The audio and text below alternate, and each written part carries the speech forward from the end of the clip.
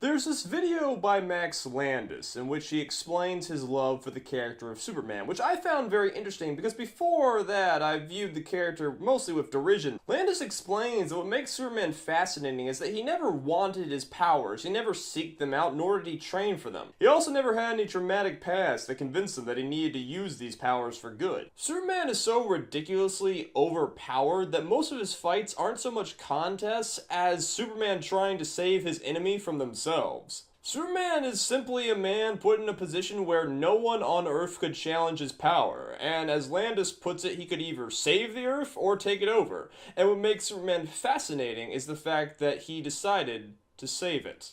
Inuyashiki is a 2017 anime directed by Keiichi Sato and Shuhei Yabuta under Studio Mappa, adapted from a manga of the same name by Hiroka Oku, who was mostly known for writing the hit manga Gantz. This is not a review, even though I heavily recommend this show, especially for audiences wanting a more intense experience that is a little different from the usual otaku-centered anime they're used to watching, and who also have a tolerance for very graphic, very violent scenes with some very dark imagery. This is an analysis of one of its central themes. Inuyashiki is a story about two people who, by no fault of their own, receive completely inhuman superpowers. Their bodies are replaced by alien robotics, which make pretty much any human-based threat laughable. The show goes to explicit lengths to demonstrate how helpless humans are in the face of these enemies. Bullets are a mere annoyance, and even if humans do manage to subdue them, an auto-targeting system will turn on and mercilessly destroy anyone hostile in the vicinity. Essentially, our story is about two people who are made unbeatable. They are completely and totally overpowered, which isn't that surprising considering it's very popular these days for anime to feature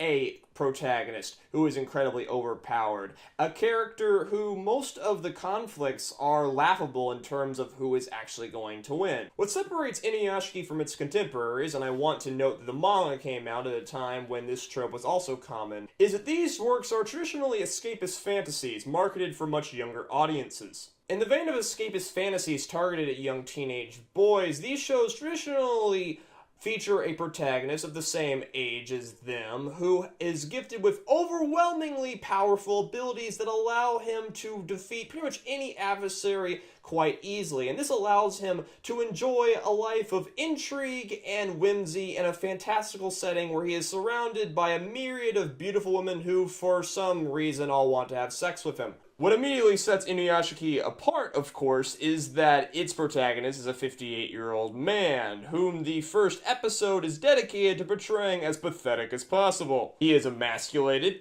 unassertive, forgettable, and while he's good-natured, he's also surrounded by a wife and children who don't really think much of him at all. This character is pretty much as far from cool as you could possibly get. If anyone in the show would be the hero of a traditional anime with an overpowered main character, it would be the show's villain, whose name, Hiro, is a pretty clear example of cross-language irony. Hiro is young and beautiful with a dark heart, brooding personality that would make him perfect for a light novel adaptation. But instead of teenage edge, Hiro is a cold-blooded psychopath who commits acts of heinous violence so terrible as to be near irredeemable. I don't think it's controversial to say this is a pretty clear subversion of the overpowered protagonist trope. Now, I'm sure a lot of y'all have been chomping at the bit waiting for me to talk about One Punch Man, an incredibly popular show about a main character who is a hero who can defeat any enemy in just one punch. That's really where the similarities end, however, as One Punch Man is about Saitama, whose impatient, bland, and unimportant nature is used to satirically contrast with the crazy anime characters he is surrounded with. One Punch Man is a parody, having a main character who is a blank slate, against which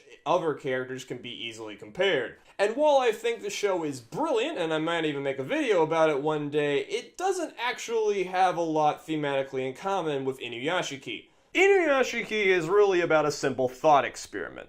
What happens when you give a person the power to kill pretty much anyone else without the fear of any resistance? Its two main characters, Ichiro and Hiro, are gifted the exact same ability. They are subjected to the exact same stimulus, but they react in completely different ways. Essentially, two people are turned into Superman, and we are left with the question of whether they are going to doom the world or save it. Upon discovering his newfound body, our main character Ichiro reacts primarily with fear. He is different now, and he doesn't know why. He lacks any sort of control over his new abilities, and in fact learns about most of his capabilities by accident. Upon realizing a pinch of what he can do, however, he endeavors to help people, clumsily using the fact that he is indestructible to protect the weak, and figuring out some of his more offensive capabilities in the process. Once he figures out he can repair fatal injuries, he starts sneaking into hospitals and curing terminal illnesses. And though he may not know how to fight, he still saves people from the Yakuza, and eventually meets a young man with a bent for sci-fi who helps him figure out and practice his abilities. Hiro has pretty much the exact opposite reaction upon receiving his new body. Hiro's reaction is one of curiosity, and he immediately goes about testing his new powers and seeing what he can do, starting with playing a few pranks at some appliance stores, and then saving his friend from some bullies. Eventually, though, Hiro's curiosity expands into matters that are simply horrific. Have you ever seen an ant just crawling by on the sidewalk and crushed it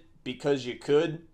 Well, that's how Hiro treats people, and it's terrifying. Weirdly enough, even though the show's entire first episode is dedicated to Ichiro, as well as the show's synopsis and marketing material, him and Hiro are actually both the main characters of the story, and they share about an equal amount of screen time. Around the second episode of this show, I thought that Hiro would be the villain of the first arc, to be taken out in the third or fourth episode so we can move on to greater threats, but that doesn't happen. This entire show is about these two people and their confrontation. The confrontation that their natures make inevitable. Ichiro's will to save people, and Hiro's ability to hurt them. They are foils that just have to fight. They can't help it. It's in their blood. Well, yeah, they have like robotic bodies now, so I don't know if they have blood.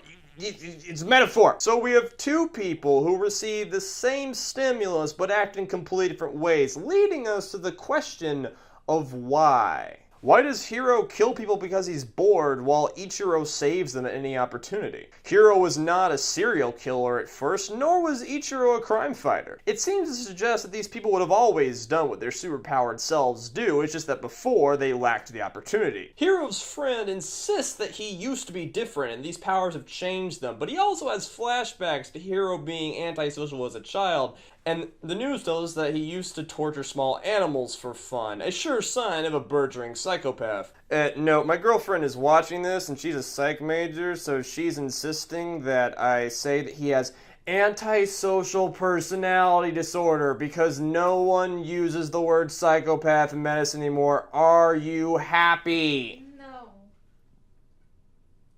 Whatever. By the way, she's real, okay? I'm not lying. Okay, go. Anyway, the fact remains that before he was gifted his powers, Hiro was functionally harmless, and by his relationship with Ando and his family, we can guess that most people would have judged him as a pretty good person. Perhaps if he hadn't been hit by that spaceship, Hiro would have gone through his entire life without hurting a soul. And isn't that terrifying? Because doesn't that mean there's other people like him? Other people who, if given a chance, would just kill because they could? That's what the show seems to be suggesting. And should we be terrified these people exist, or should we be glad that they don't act on these tendencies? The true horror of Hiro in this show is that he is in many ways far more alien than the creatures who gave him his body. His brain doesn't act like the majority. He doesn't feel like he's done anything wrong, and he is frustrated at the looks of horror his loved ones give him when they see his actions. But if the show aims to terrify with the existence of Hiro, then Ichiro serves as our counterpoint. Ichiro does not hesitate to drop anything to save people, even people he will never know. Hiro sees the lives of strangers as useless, while Ichiro sees them as endlessly valuable and is willing to sacrifice anything for them, all the way up into the end. Just like his foil, Ichiro's life changes pretty heavily once he receives his powers, but based on the compassion he shows in saving that dog at the beginning, we can guess that he's always had this ability and this potential within him. And that should be as heartwarming as Hiro is chilling. Think about it. You are surrounded every day by people who might drop anything to help you and protect you if they only had the ability to do so. Whether or not you think there are more Ichiros out there or more Hiros out there, well, that's up to you. I was gonna wrap up this video here, which would make my editing job far, far easier, and I've really debated putting this section in, but I don't think it would be right to end this video without mentioning that in many ways, I get Hiro. I too have a brain that works differently from other people. I too have the ability to cherish certain lives while disregarding others. It's something I've had to work on my entire life. Hiro enters our show a disaffected kid. He lives in this strange in-between world without consequences or stakes, where nothing really matters, even though authority figures around him are constantly telling him that they do. Nothing has really ever been taught to matter to him, and thus nothing really doesn't. He kills people to feel alive, to inject some purpose into his meaningless life, to prove to himself that he exists. And even though I am absolutely disgusted by what he does, I cannot deny the logic behind it. And even though I, and hopefully you, are completely disgusted by the actions Hiro takes, we can still recognize there is an internal thought process behind them. I think that showing the internal thought process of a character goes a long way to humanizing said character. I love how angry and tortured Hiro gets when his loved ones look upon him with horror, and his lack of ability to get what he wants causes him to throw a tantrum like the pathetic child that he is. I think it's even cooler that even though he's a monster, even though he is terrifying, even though he is anything but human, Hiro loves and mourns and is enraged just the way we are. So don't be scared if you understand this character or you get where he's coming from. Thoughts are only crimes in a fascist regime. Actions are what matters. There is only one thought crime here, and that is thinking that Asuka is best girl. You people are disgusting. But again, the depravity of Hiro is balanced out by the benevolence of Ichiro, who jumps at the ability to save people. And when Hiro asks him why, Ichiro replies that it is protecting the weak that gives his life meaning. It is protecting the weak that makes him feel alive, more alive than he's ever been. Ichiro saves more and more people, with his confidence snowballing to take on people he should be terrified of. This confidence allows him to reach out to more and more people, finally making a connection with his daughter after all these years, and inspiring her and his son to work through their problems. Eventually his family sees his actions, but it's not the fact that he's a hero that changes their perception of him. It's his boldness that brings his family together. His willingness to finally bare his soul and come out of his shell is what brings them all out of theirs. There's a cautionary lesson in that. Maybe if Ichiro had never gotten his powers, he never would have made an actual connection with his family. Don't let fear hold you back from having an intimate relationship from the most important people in your life. So we have one character who finally realizes his purpose in life by receiving his powers, leading him to improve his lot in life and finally become a self-actualized person, and another who spirals completely out of control to kill thousands and lose everything he had. The show seems to say that the potential was always inside them, the outcome of events determined by the instant they got their powers. But Hiro does change over the course of our story. And in the end, both he and Ichiro are required to stop the asteroid that is about to wipe out Earth. In that moment, they are motivated by the same thing, a desire to protect the people that they love. So, Maybe they weren't so different after all. And there's a reason that the show doesn't give us a clear answer, because that would be irresponsible. If I've learned one thing about people, it's that you gotta be really careful when making generalized statements about them. And often asking questions is far more useful than getting answers.